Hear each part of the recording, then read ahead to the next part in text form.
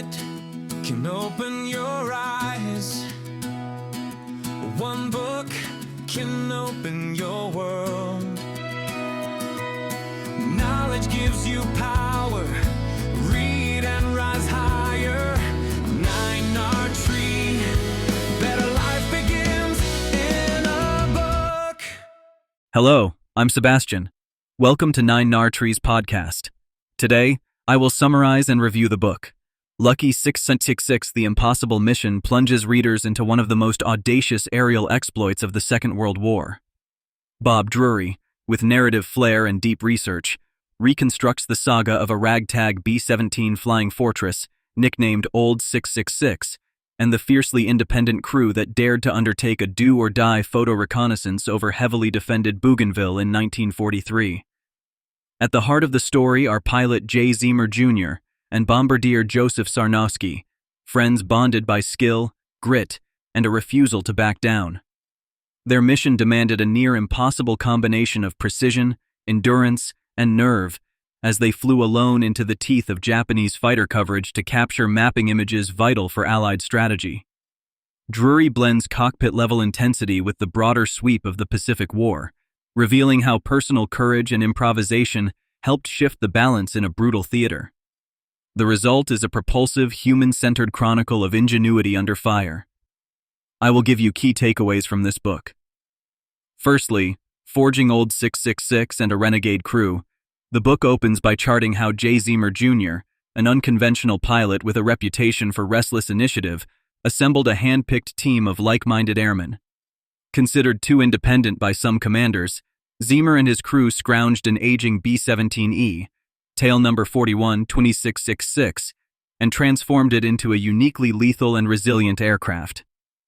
Drury details how the men cannibalized parts, added extra guns, reinforced weak spots, and practiced aggressive defensive tactics until Old 666 bristled with firepower and personality. This was more than tinkering. It was a philosophy of survival, born from repeated missions in the Solomons and New Guinea, where maintenance was scarce and enemy contact was constant. Readers see how crew chemistry and trust were forged not only in training, but in long, punishing sorties.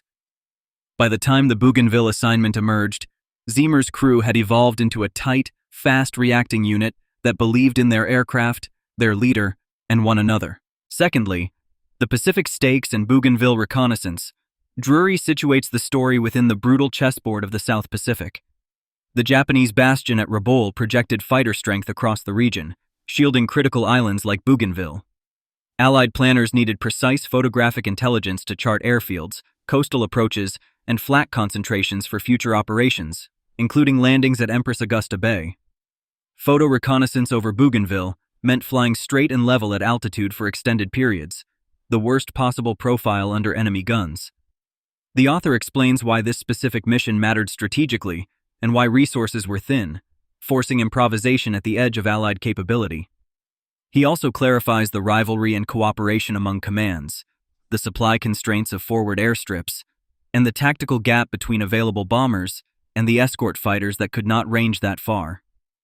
In this context, a single B-17 mission could deliver intelligence that recalibrated risk for thousands of troops and ships, making the attempt both necessary and perilous. Thirdly, Into the Storm.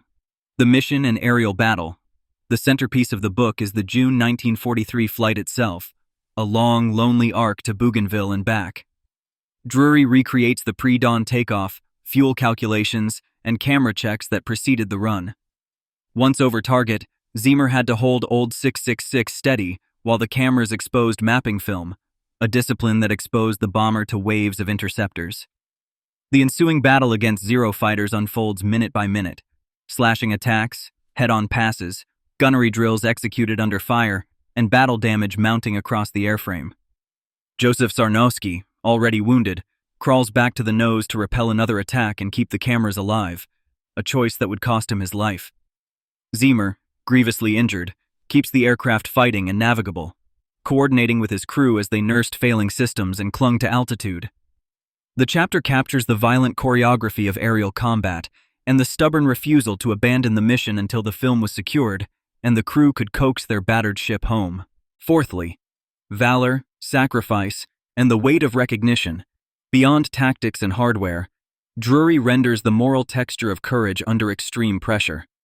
The crew's actions on this single sortie resulted in extraordinary decorations, including Medals of Honor for Jay Zeamer Jr. and Joseph Sarnowski, one awarded posthumously, with additional high honors for their crewmates.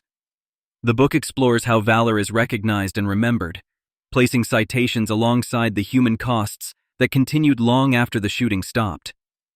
Survivors carried scars, both physical and psychological, while families and squadrons grappled with grief and pride.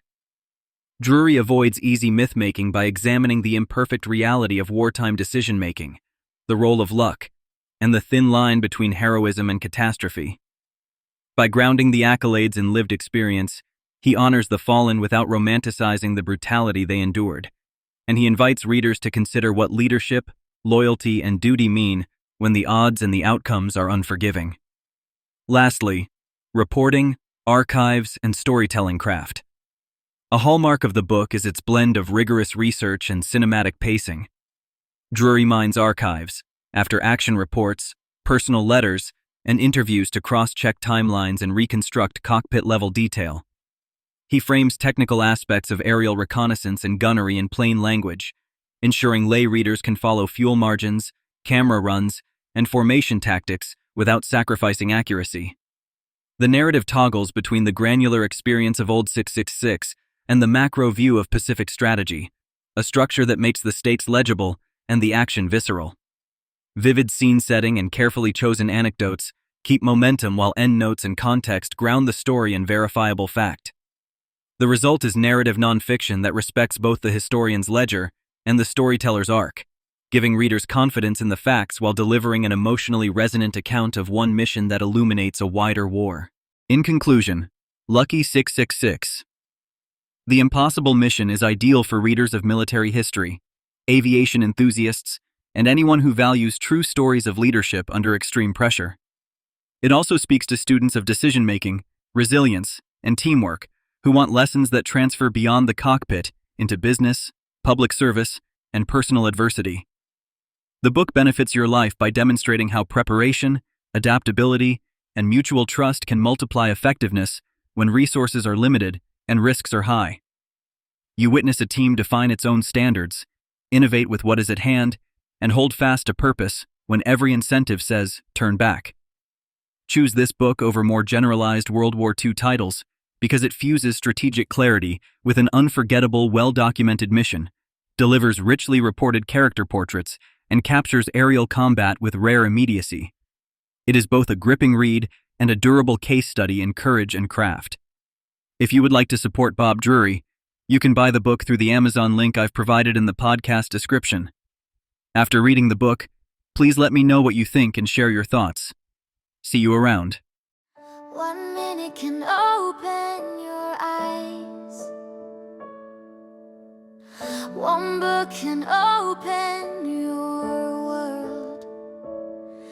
Knowledge gives you power, read and rise higher. 9 Tree, better life.